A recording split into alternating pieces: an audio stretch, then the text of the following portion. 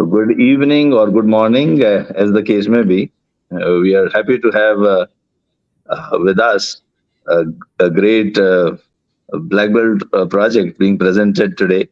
And we have got Sanjay Singh Sisodia. In fact, I was in recently in Riyadh, but two times I was there, but I just could not meet you in person. Yesterday only I It's just true. came. So It's just like, Sanjay, it is a pleasure to have you here. And if you can, if I think without spending too much time, let us jump to the project. Let us go ahead with the project, and then after that, we'll speak a little bit. sure.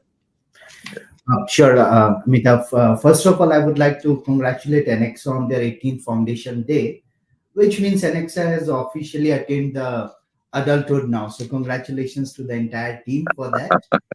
And I would also like to thank Amitabh, especially you, for giving me this opportunity to present my project and talk to the audience at this large magnitude.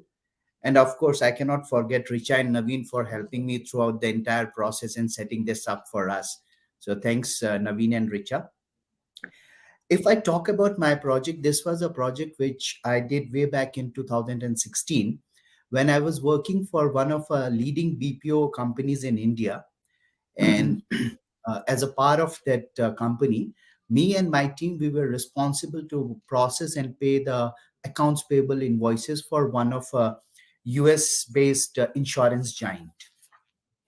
So the total invoices that we were handling and processing for them, out of that total invoices, 28% invoices were related to IT professionals or IT consultants. And the biggest challenge that we were facing was because of some unknown reasons, we were not able to pay these IT invoices well, or the IT vendors well in time. That was creating some discontentment among the vendors as well as the consultants. And moreover, we were getting constant escalations and you can say follow ups. And at times, because some of the vendors were freelancers, so if their invoices passed the payment terms or the due date, they used to stop the Hmm. services, which was obviously creating a big problem for our client. So there Hmm. was one section which was termed as enterprise support services on the client Hmm. end. And their Hmm. AVP gave us a very clear VOC or voice of Hmm. customer that Okay. this has to stop. We Uh-huh. cannot carry on the business in this manner and fashion where our Okay. clients are or the vendors are not getting paid on time. That, So that's a basis good this business case, I would say. CTQ, Yeah. yeah. So once we received this VOC from our client, we tried to find out what should be the CTQ of our project, or what we call the critical to quality. Hmm.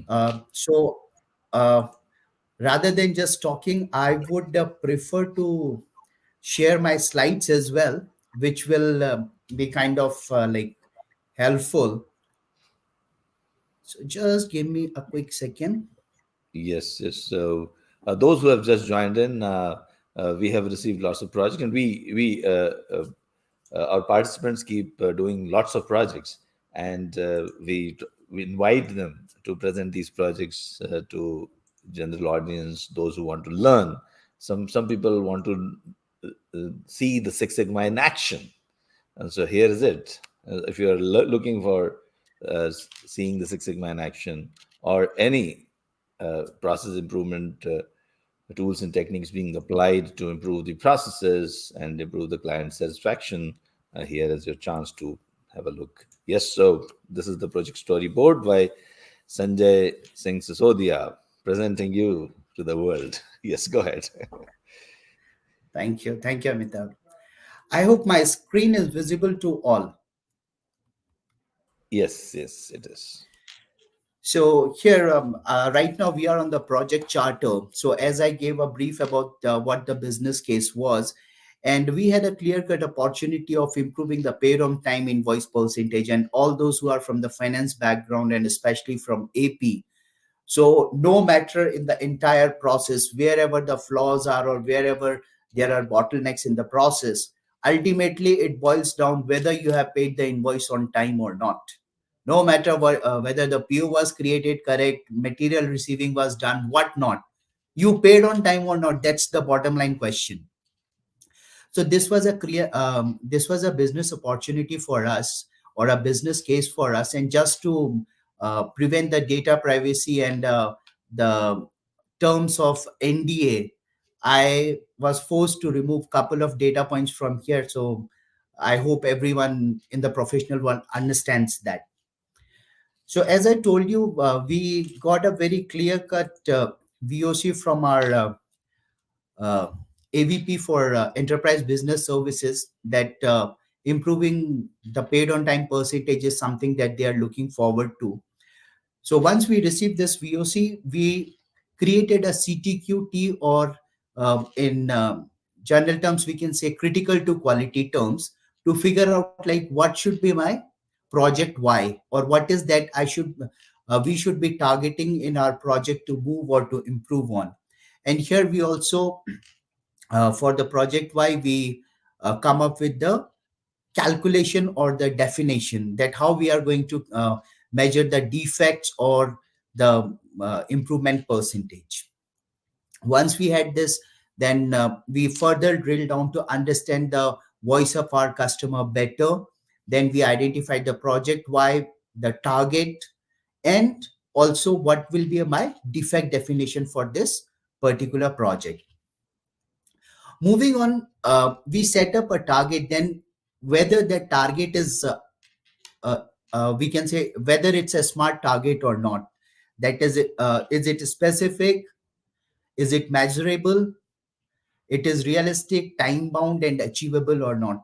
So to validate that target, we did one sample test, and basis the test results, as you can see on my storyboard, we found out that yes, p value is less than 0.05. So yes, we rejected the null hypothesis, and we went that yes, the target is significantly different from the current stage. So that's how we arrived on our target. In fact, I like this. Not many projects do this. Whether my target is significant or not. So you did a hypothesis test to prove that what target you have chosen is statistically significant. This is something I would like to congratulate you, Sanjay. Yeah, please Thank go you. ahead. Please Thank you, go ahead. sir. Then we did a high level process map or SIPOC to understand from where my process is starting, who all are my suppliers, what are my inputs, what are my process steps, what is the output, and who all are my customers.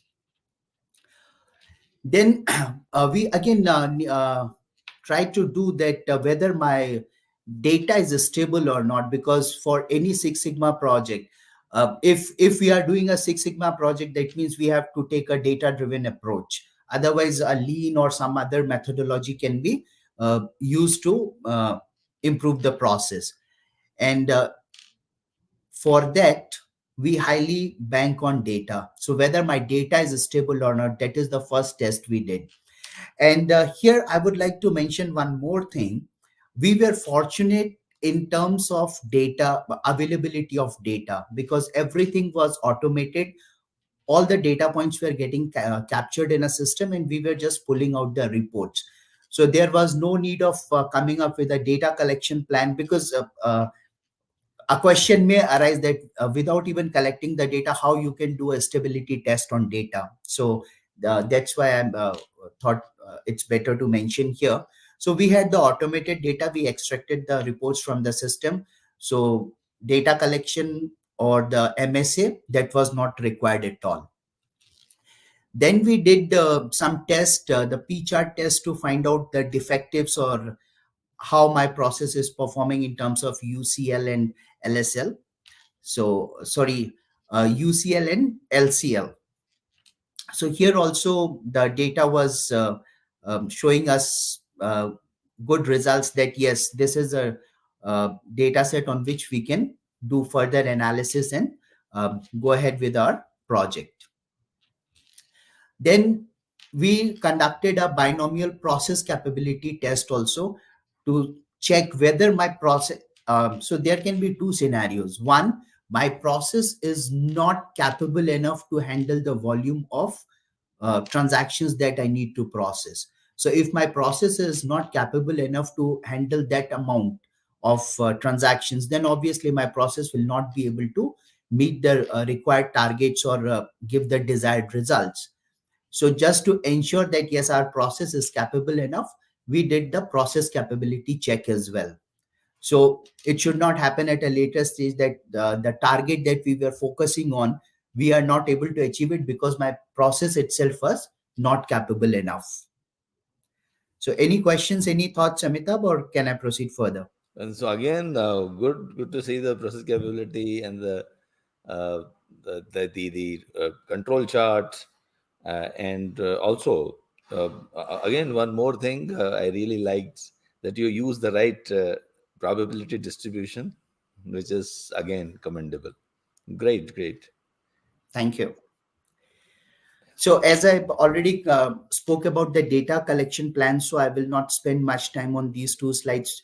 So MSA again, measurement system analysis, because at times when we are collecting the data manually, it happens that from operator to operator or from shift to shift, or the various parameters that can impact the accuracy of data that I have collected. So if we are in we are doing a project on a process where the data needs to be calculated manually, then yes, MSA is required. But as I told in my case, the data was automated, so we skipped these two steps of data collection and measurement system analysis.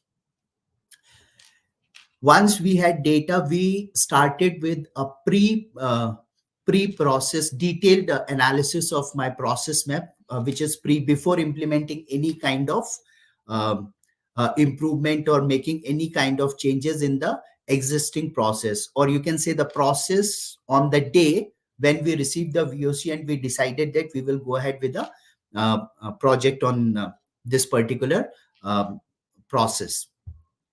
So here, when we did the process analysis, there were some key takeaways like vendor sending invoices with incomplete information, vendor sending invoices without having the contact in place.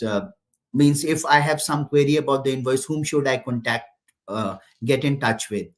Timing difference between the entry in the there was a tool PPM where the IT consultants were logging in their time. So by the time I have received the invoice, the project manager or the concerned authority has not even approved their timesheet. That was another big problem that we were facing. Some data sets reviewed and approved more than once, like the same data set, there were multiple layers of approval, which obviously was impacting my end-to-end cycle time for the invoice processing. And the biggest thing that came out was there is no process in place to do a reconciliation between the invoices that vendors are submitting versus the invoices that we were receiving for processing. Because as I told you, we were providing services to a US based client.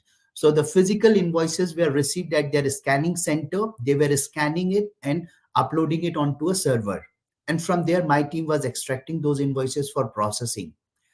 So if the vendor has sent 100 invoices, whether all those 100 invoices has been scanned and uploaded or not, there was no reconciliation. So at times the invoices were getting missed as well, which was again causing problem for us. So after this detailed process analysis, we identified some steps which are value adding and which are non-value adding. And then I So really a like that summary of part. our process analysis. You started with the process mapping. In fact, you have used really as a lot of people are watching and would be watching later on, and this is what I keep telling the black belts, that when you are learning a tool, unless you apply, you won't learn it really well. And here is a demonstration. In fact, it's a very nice uh, case to be presented while even we are teaching. And then you must have heard of uh, some of the case studies being taught in the classrooms in the universities. And I would love to, when we teach a tool like right from binomial distribution to the process analysis, VA and VA analysis, You have really done so well, the documentation, including the way you are explaining. It's I personally, I am really liking that part. I just wanted to express You my have opinion. already put me on the seventh sky, Amitabh, and there are still not many slides to Wow. slides to No, cover that's up. see, in fact, see, वो हम खत खत का लिफाफा क्या जान लेते हैं, मजमू मजमू जान खत का लेते हैं मजमून लिफाफा भाप देखकर, लेते हैं लिफाफा देखकर. लिफाफा देखकर, हाँ, कुछ इसी तरह से. तो it's really Right. in midway itself, I can tell you the reason, sometimes I find people that are asking whether these tools are really applicable or not, and we feel so happy when people like you present and apply these tools in real life scenarios. So yeah, please go ahead, please continue, please Sure. continue, we'd like to Thank you. hear more. Yes. No. Then here, whatever we have identified in the summary as a summary of process analysis, what were like some things that are practically not very possible or which are not in our scope, like educating the vendors or the timing difference. So obviously the approvers have multiple other tasks to take care of, so expecting them to approve the timesheets as and when they are entered, the feasibility is little bit low. Multiple reviews of the same data set, yes, there is a approval metrics which is in place. There are some company policies, some legal requirements because of which we cannot do much about it. But putting a process in place for doing the vendor reconciliation, yes, feasibility is high, it is very much in scope, and we can easily implement it. So whatever we have identified that these are some of the things that we want to put in place, we decided that okay, during the analysis phase we will further validate it, because as of now this is what we think are doables or good, the chance, the things that we can put in place to improve. But still this is from the process analysis, still it has not been statistically validated. So that's why we identified these items for validation at a later stage, which is in analyze phase. And from the process analysis we found like there are some quick win items or low hanging fruits which we can do it very easily, like explaining the process and their role to the vendors, that when we are when you are submitting the invoices, what are some of the key details you should be putting in the invoice that will help us to process it further. So this was something we implemented immediately. Then once I have the data, we did some statistification, validation segment wise. Like is the all the apples are bad or some apples are bad? So we need to identify the bad lot to correct it. So we did the analysis, Pareto analysis basis segments. So the business was divided into different business segments or business groups as they were in insurance industry. So like life insurance policies, house, fire, so on and so forth. So the we did on that basis. This then next we did was like how the performance of the team is. Uh, is there some problem with the agent, or it is a problem with all the agents or the process associates? Then the day on which the invoices are getting posted or processed, does that have something to do with the paid on time percentage? And finally the vendors, are the invoices which are getting paid late are for some specific vendors, or it is across the board? So these were some uh, uh, analysis we did to break down the problem. So when we did this analysis, it gave us a more focused problem statement, and that's what we presented here. So what we found out, that top 9 vendors are like they are giving us invoice in volumes, and they are getting paid late. So that's where we started focusing. Then in order to find out what can be the potential causes, we use the fishbone diagram, or very often it is also referred as Ishikawa diagram. So here, basically, we distributed all the possible reasons in four categories, that is material, method, machine, and people. And we try to identify all the possible X's which are responsible or which can have an impact on my project Y. Then after doing this analysis, the fishbone analysis, we created a control impact matrix. So here we try to identify, as we identified all the possible causes, then we try to figure out that which causes are more in our control and will have high impact, and the X's which are not too much in our control, but and have a low impact. So that's how we identified, and we focused on the 8 items which appeared in that block where I have a higher control, plus they will give us higher impact in terms of improvement. Then again, we did the segmentation of potential axes, and we focused on the soft axis, or those axes where I have more control and which will give us more impact. Then here we on this slide we presented the summary of vital axes. What are the root causes? And for all the vital axes, those were identified, we put the potential solutions, and along with the timelines as well, and we clearly identified who are the responsible parties or responsible person for implementation of these solutions. Because at times we identify the solution, but if we fail to fix the responsibility, then the things get delayed at a later stage in the project. So I will not go in the detail one by one because we have the time limit as well. So I'm just quickly gazing through this. After implementing all the possible solutions, or the corrective measures that we found out in the project, then we again did a detailed process analysis. So earlier it was pre, that means before making any changes in the process, then we did a post process analysis to see now how my process is looking like, and all those opportunity areas has been adequately or sufficiently been addressed or not. So this was my post improvement process analysis. Then whatever we did, is it actually giving us the desired results or not?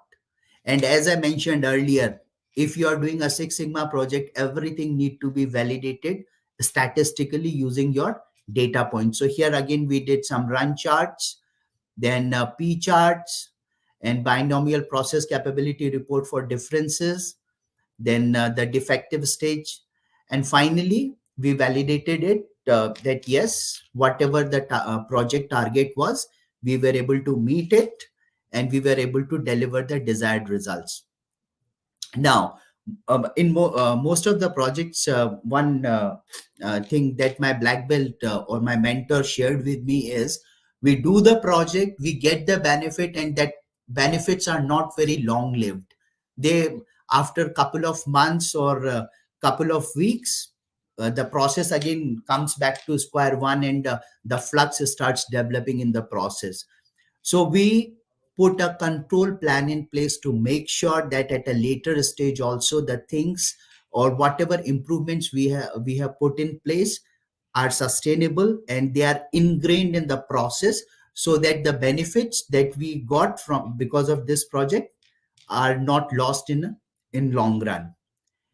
And after that, the benefits that we can say is, initially the agents were able to process only 58 invoices in a day, but after implementation of the improvements, their productivity doubled, almost doubled. Then the paid on percentage, initially it was 57%, we took it up to 90%. The end-to-end cycle time, which was Wow, wow, wow. initially 38 days, we got it reduced to 21 days. Hmm. And the vendor queries, 50 become 15, and the escalations which any BPO industry is most scared of, from 10 it just come down to 1. One. So Wow. these were some of the benefits.